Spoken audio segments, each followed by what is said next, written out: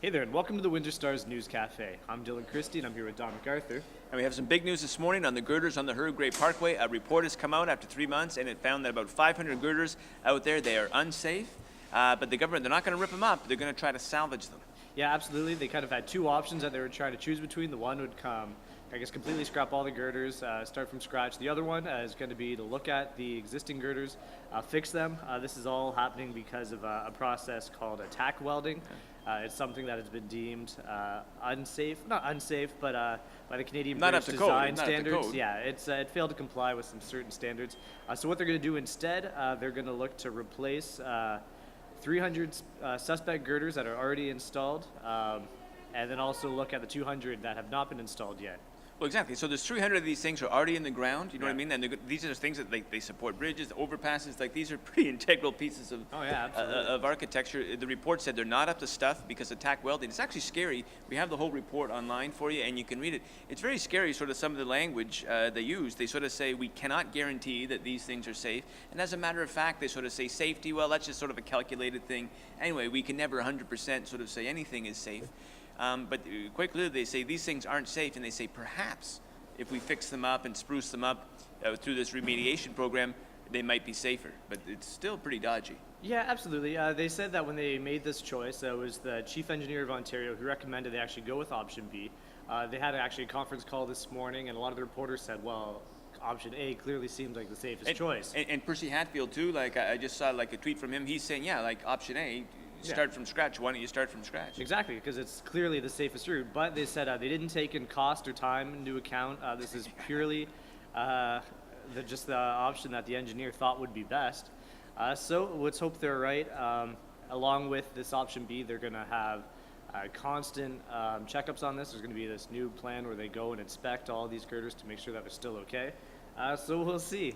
Well, what's crazy too, so Glenn Murray, we have the audio clip from this teleconference with Transportation Minister Glenn Murray this morning on our website. In the story, you can listen. He says, hey, listen, all of this, increased inspections, yada, yada, it's not going to come with any increased costs, and there's only going to be modest delays. Yeah. And I call balderdash on that because if you think, how is that possible?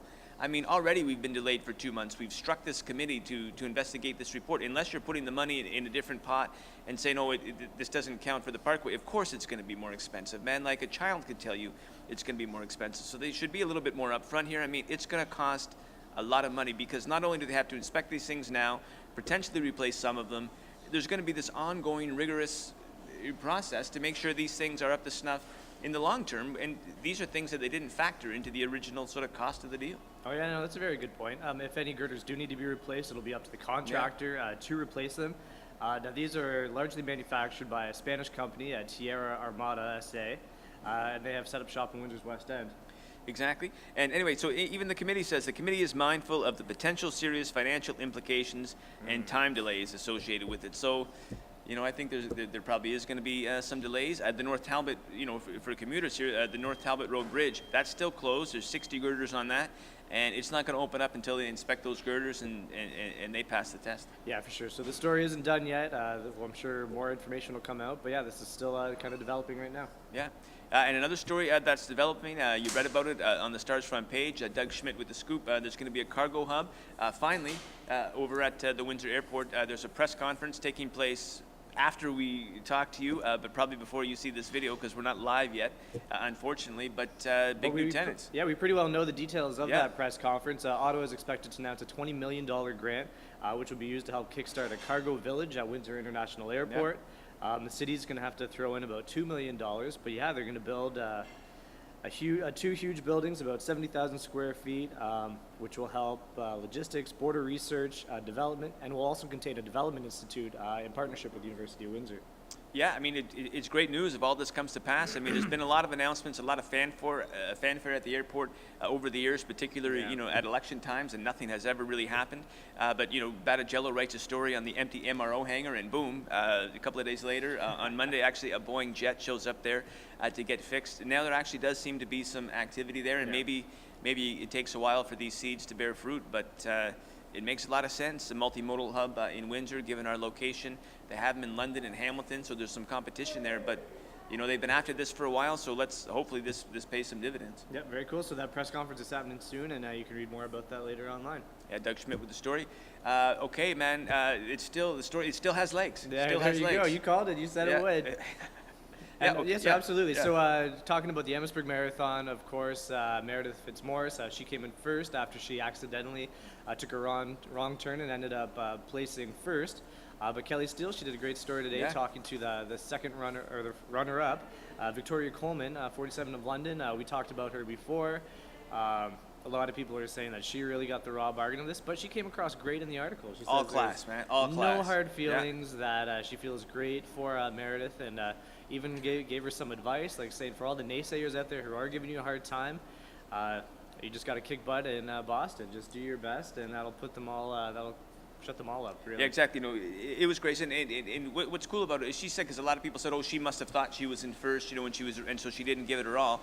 She knew. She says she knew at the 14-mile mark that a woman was ahead of her, and that she beat her by 3 minutes, and that there's nothing she could have done. She actually, Victoria, the second place finisher, she ran her personal best in the Amherstburg Marathon and still came up 3 minutes short. So she says, hey, power to to Meredith.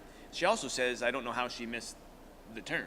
I mean, there's marshals there, but then she says, hey, things happen on race day. You're in the zone, you get in the headphones. zone, you're distracted. So who knows what really happened? It's funny too, because I think she says in the story that she's not an elite runner or whatever. But then she goes on to say that her life goal, or what she's trying to do right now, is compete in all the big 5 marathons: Boston, Berlin, Chicago, New York, and London.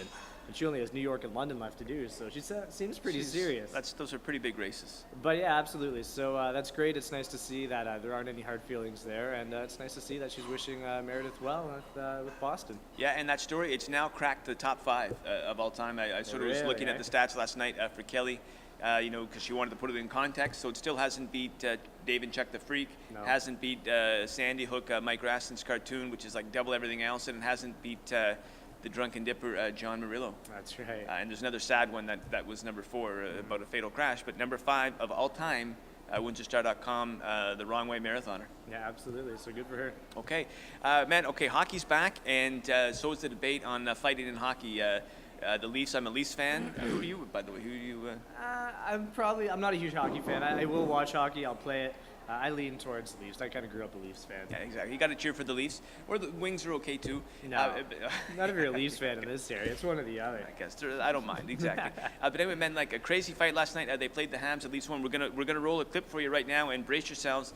If you haven't seen it, this is George Peros. He goes sort of head over tea kettle, and his face, boom, ouch, it hits the ice. It was a really sort of deflating moment. The crowd, he sort of pricked a balloon, and they had to carry him off, on a stretcher, and it looked pretty grim for a while. Ambulance to hospital, and some folks are saying, hey, this happens because of fighting. We got to get the fighting out of hockey. That's going to be our poll question today. Should fighting be banned? I say no, man. I like fighting in hockey. This was an accident. Yeah, no, it's an interesting debate.